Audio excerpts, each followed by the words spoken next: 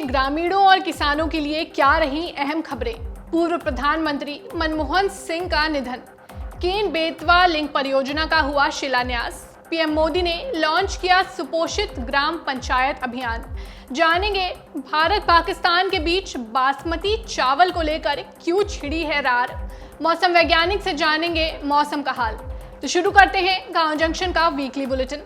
नमस्कार, मैं हूं आपके साथ श्रेया सिंह। बुलेटिन की शुरुआत करते हैं वीकली हेडलाइंस के साथ।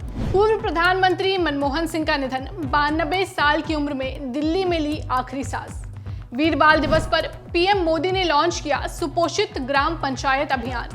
भारत के वन और वृक्ष क्षेत्र में बढ़ोतरी, हरियाली बढ़ाने में यूपी दूसरे स्थान पर।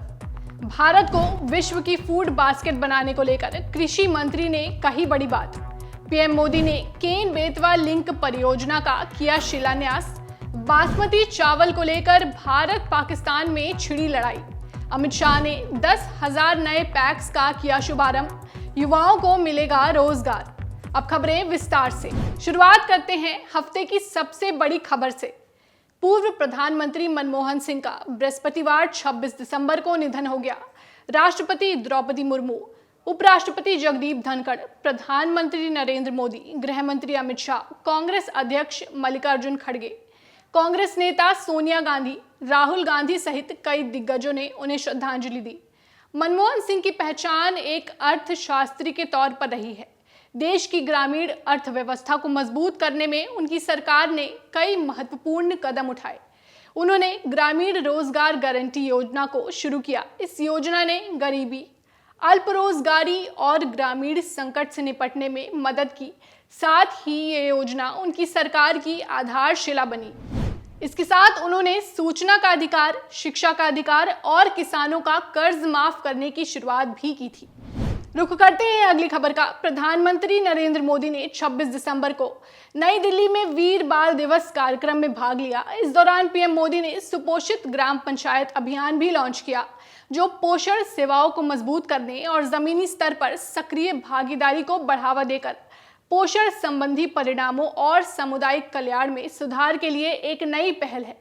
कार्यक्रम के दौरान पीएम मोदी ने कहा कि स्वस्थ भारत का निर्माण एक स्वस्थ युवा पीढ़ी ही करेगी। सुपोषित ग्राम पंचायत अभियान की शुरुआत की जा रही है। ये अभियान पूरी तरह से जन भागीदारी से आगे बढ़ेगा।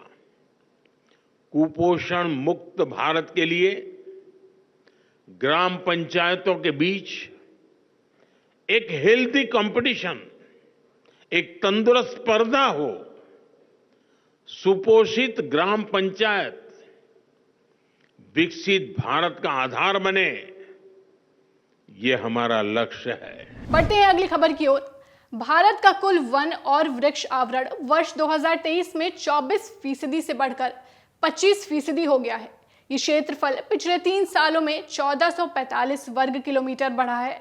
भारत वन स्थिति रिपोर्ट यानी ISFR रिपोर्ट 2023 में बताया गया है कि फॉरेस्ट और ट्री कवर में सबसे ज्यादा बढ़त दिखाने वाले राज्यों में छत्तीसगढ़, उत्तर प्रदेश, उड़ीसा और राजस्थान शामिल हैं। वहीं जिन राज्यों में वन और वृक्ष आवरण कम हुआ, उनमें MP, कर्नाटक, नागालैंड, बिहार और त्रिपुरा शामिल हैं। पूर्वोत्तर राज्यों में विशेष रूप से मिजोरम में काफी क्षेत्रफल में बढ़ोतरी हुई है। बता दें कि देश में कुल मैंग्रोव कवर 4,992 वर्ग किलोमीटर है। वहीं बांस क्षेत्र में 5,227 वर्ग किलोमीटर की वृद्धि हुई है। कार्बन स्टॉक की बात करें तो देश के जंगलों में कुल कार्बन भंडार 7,285 मिलियन टन होने का अनुमान है। पिछले आकलन की तुलना में देश के कार्बन भंडार में 81 मिलियन टन की बढ़ोतरी हुई है।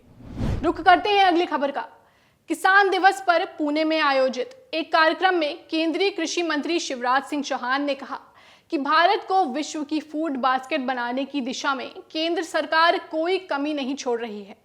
उन्होंने कहा कि शोधकर्ताओं का कार्य केवल लैब तक ही सीमित ना रहे, बल्कि उसे किसानों तक भी पहुंचाया जाए। इस दिशा में सरकार कई पहलुओं पर काम कर रही है।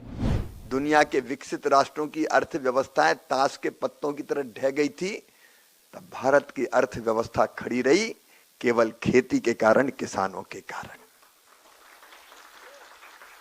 ये ताकत है, ताकत। खेती को अनदेखा भारत नहीं कर सकता। हमको अपने अन्न के भंडार भी भरना है। और आज मैं आत्मविश्वास से भर के कह रहा हूं, फूड बास्केट भी दुनिया की हम ही बनेंगे। दुनिया की जरूरतें भी हम पूरी करेंगे। और ये टेक्नोलॉजी का उपयोग, लेकिन उसके साथ साथ परंपरा का पालन करते हुए, ऐसी चीजें करने से बचते हुए जो आने वाली पीढ़ियों के लिए खतरा बन जाए, हम आगे बढ़ेंगे। आगे बढ़ते हैं अगली खबर के साथ। पीएम मोदी ने पूर्व प्रधानमंत्री अटल बिहारी वाजपेयी की 100वीं जयंती पर केन बेतवा लिंक परियोजना का शिलान्यास किया। यह देश की बड़ी सिंचाई परियोजना है। इससे न केवल मध्य प्रदेश के किसानों को बल्कि उत्तर प्रदेश के बुंदेलखंड के लोगों को भी काफी फायदा होगा। इसके साथ पीएम ने Omkareshwar floating solar power plant का भी उद्घाटन किया। वहीं 1153 अटल ग्राम सुशासन भवनों का भूमि पूजन भी किया। जानते हैं क्या है केन बेतवा प्रोजेक्ट की खासियत। परियोजना की अनुमानित लागत 44,605 करोड़ रुपए है। इससे एमपी के 10 जिलों के 44 लाख परिवारों और यूपी के 21 लाख परिवारों को पीने का पानी मिलेगा। एमपी के 8,11,000 हेक्टेयर क्षेत्र को सिंचाई की सुविधा मिलेगी। वहीं यूपी में करीब 2 लाख हेक्टेयर क्षेत्र को सिंचाई सुविधा मिलेगी। जल विद्युत परियोजनाओं से हरित ऊर्जा में 103 मेगावाट योगदान के साथ रोजगार के नए अवसर भी पैदा होंगे। बुंदेलखंड में पानी से जुड़ी करीब 45,000 करोड़ रुपए की योजना हमने बनाई थी। हमने मध्य प्रदेश और उत्तर प्रदेश की भाजपा सरकारों को निरंतर प्रोत्साहित किया और आज केन बेतवा लिंक प्रोजेक्ट के तहत दौधन बांध का भी शिलान्यास हो गया है। इस बांध से सैकड़ों किलोमीटर लंबी नहर निकलेगी। बांध का पानी करीब 11 लाख हेक्टेयर भूमि तक पहुंचेगा। बढ़ते हैं अगली खबर की ओर। देश से सालाना 50,000 करोड़ रुपए के निर्यात वाले बासमती चावल पर भौगोलिक अधिकार की राह भारत के लिए अब मुश्किल हो रही है। बासमती की जीआई टैग को लेकर भारत और पाकिस्तान के बीच कानूनी लड़ाई छिड़ गई है। ये कानूनी लड़ाई यूरोप की अदालत में चल रही है। दरअसल ये पूरा मामला जीआई टैग के लिए है। भारत ने यूरोपीय संघ में बासमती के जीआई टैग के लिए आवेदन किया था। यूरोपीय संघ इस पर विचार कर ही रहा था कि उधर पाकिस्तान ने भी अपना दावा ठोक दिया। इसके बाद यूरोपीय संघ ने भारत के दावे को ठुकरा दिया। अब भारत सरकार ने इस मामले को यूरोपीय कोर्ट में ले जाकर पाकिस्तान द्वारा पेश किए गए दस्तावेजों पर आपत्ति जताई है। रुख करते हैं अगली खबर का। केंद्रीय गृह एवं सहकारिता मंत्री अमित शाह ने 25 दिसंबर को 10,000 प्राथमिक कृषि ऋण समितियों यानी पैक्स, डेयरी व मत्स्य सहकारी समितियों का शुभारंभ किया। उन्होंने कहा कि पैक्स के जरिए गांवों में विकास की रफ्तार तेज होगी, युवाओं महिलाओं को रोजगार मिलेगा और ग्रामीणों और किसानों की आय में बढ़ोतरी होगी। अमित शाह ने इन समितियों को रुपे किसान क्रेडिट कार्ड, माइक्रो एटीएम भी वितरित किए। हमने जो लक्ष्य रखा है 2 लाख पैक्स का 5 साल में गठन, मैं आपको बताता हूं 5 साल नहीं लगेंगे।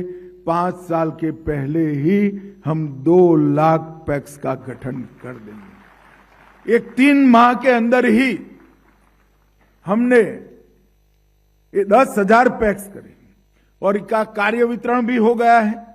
चरण 1 में नाबार्ड 22,750 पैक्स बनाएगा।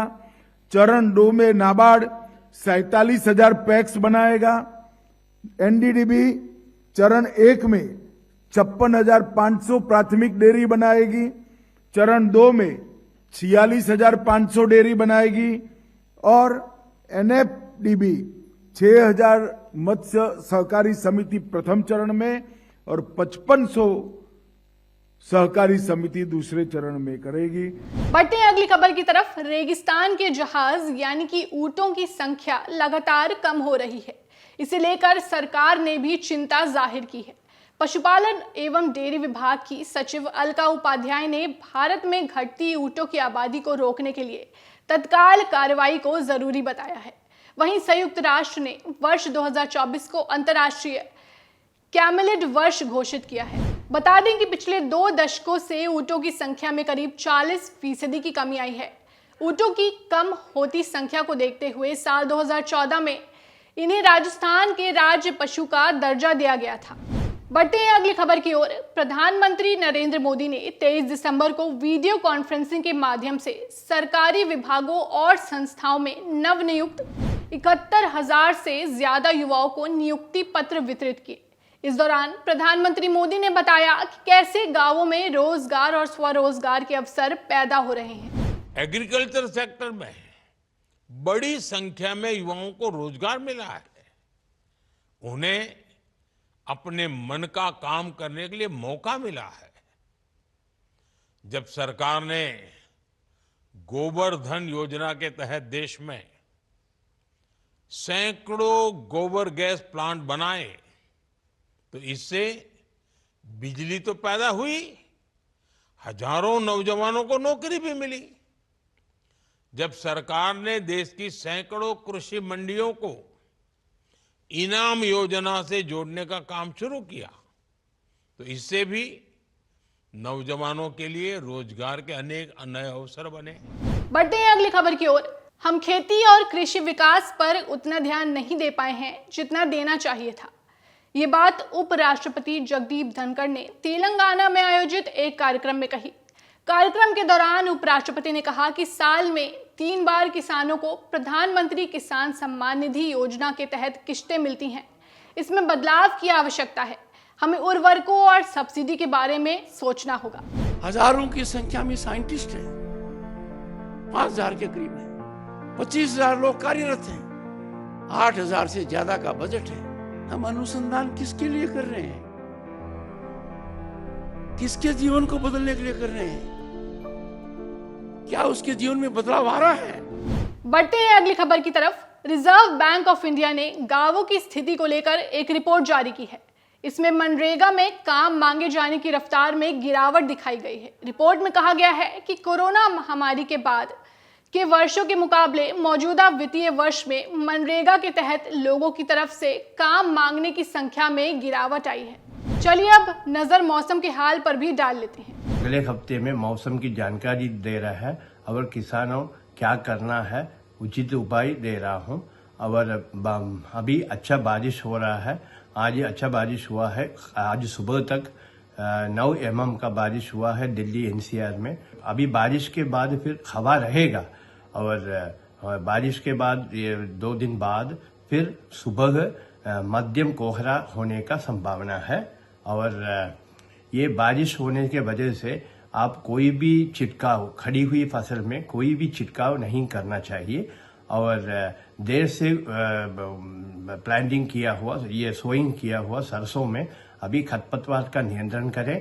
और तापमान में ये ना कमी होने के वजह से उसी में सरसों फसल में सफेद रतुआ का रोग होने की संभावना है। आप इसका निगरानी करें और उचित उपाय करें। और इस मौसम तैयार खेतों में प्याज की रोपाई से पहले अच्छी तरह से सड़ी हुई गोबर की खाद तथा पोटाश उर्वरक का प्रयोग करें।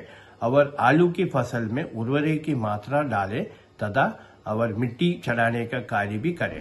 वीकली बुलेटिन में फिलहाल बस इतना ही। अगले हफ्ते शनिवार शाम 4 बजे हम फिर हाजिर होंगे ग्रामीणों, किसानों और महिलाओं के सरोकार से जुड़ी खबरों के साथ। तब तक के लिए बने रहिए गांव जंक्शन के साथ। नमस्कार।